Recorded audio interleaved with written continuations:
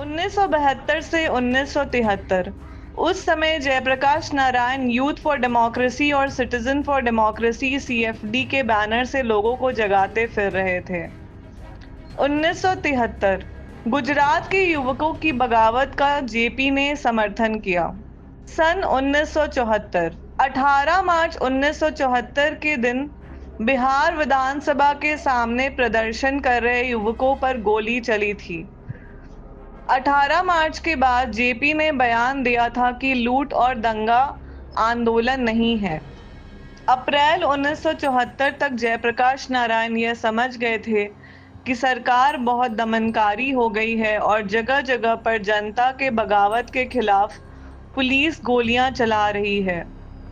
8 अप्रैल 1974 को जयप्रकाश नारायण ने अशोक राजपथ पर एक मौन जुलूस को नेतृत्व दिया। जनता के हृदय में जयप्रकाश नारायण की बहुत अधिक विश्वसनीयता थी। अशोक राजपथ पटना में जब मुंह पे पट्टी बांधकर 800 लोग निकल पड़े थे, तब उस सड़क की दुकानों का शटर गिराकर लोग उस जुलूस में शामिल होते गए और गांधी मैदान तक पहुंचते पहुंचते जुलूस का आकार 10 गुना हो गया। 1974 में जयप्रकाश नारायण बिहार आंदोलन के सहयोग में आ गए। छात्र संघर्ष समिति ने उस आंदोलन को जारी रखने के इरादे से जयप्रकाश नारायण को आंदोलन का नेतृत्व देने के लिए कहा। इस तरह 1974 आंदोलन का नेतृत्व करते हुए दूसरी दफा जेपी युवा हृदय सम्राट बने।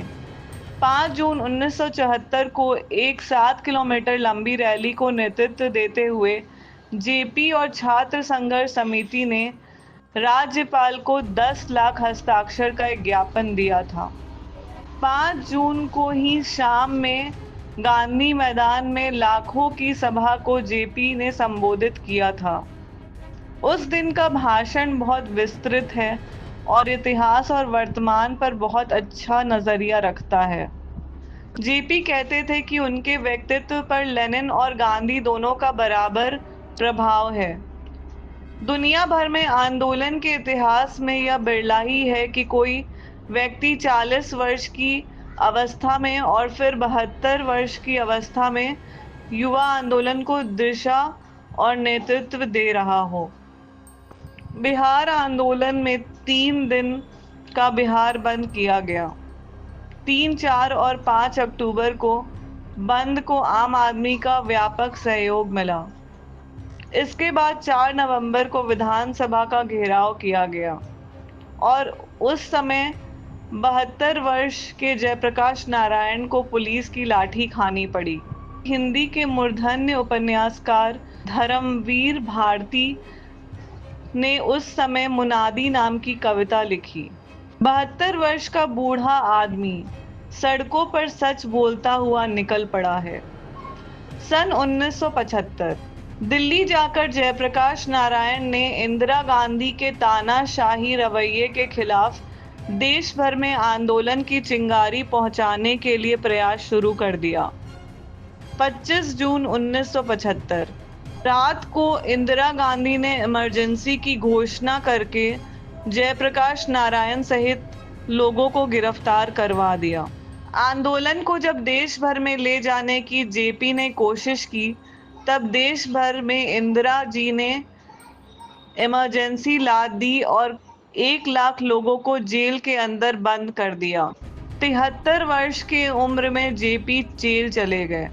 सन 1975 से 1976 जयप्रकाश नारायण भी चंडीगढ़ के पास एक गेस्ट हाउस में बंदी रखे गए। स्वास्थ्य खराब हो जाने पर इंदिरा सरकार ने अपनी तरफ से पैरोल पर उन्हें रिहा किया। रिहाई के बाद इलाज के लिए मुंबई में कुछ समय के लिए रुक करके जेपी पटना आ गए थे।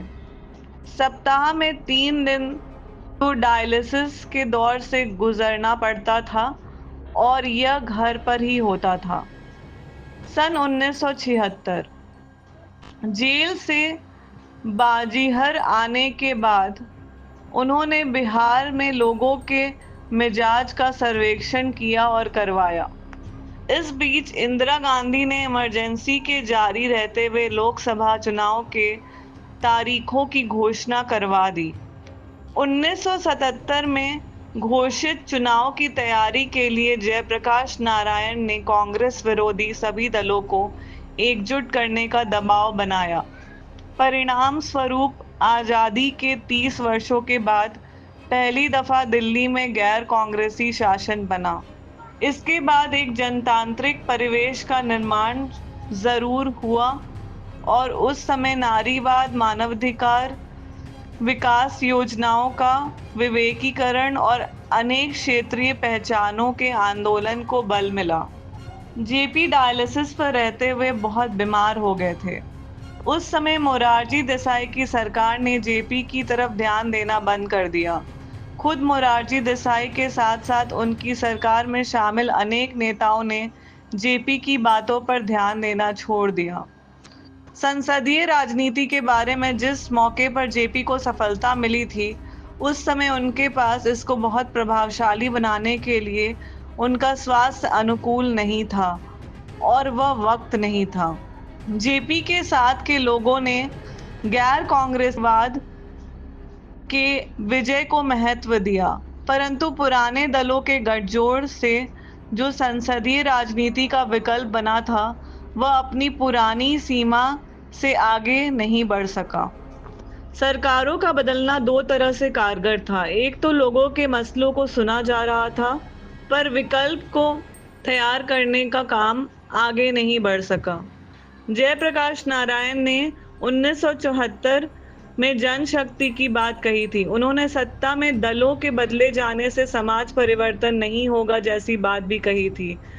आज सांप्रदायिक राजनीति की धारा मजबूत होकर जनतंत्र को बहुत कमजोर कर रही है। धर्म आधारित राज्य, धार्मिक नफरत के आज के दौर में जेपी के लोगों को भी जूझना पड़ रहा है।